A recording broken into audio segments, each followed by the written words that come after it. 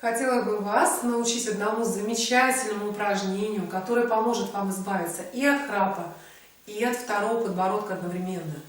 Это удивительное упражнение, для этого нужно взять наш язык, найти, прижать его сильно к небу, прямо надавить на небо языком и сделать языком по всему небу вот такой вот максимальный круг, начиная за передними зубами, потом в гортани, вот такой вот круг делаем.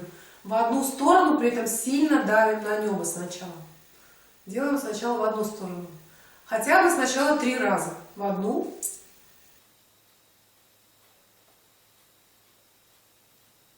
Три раза.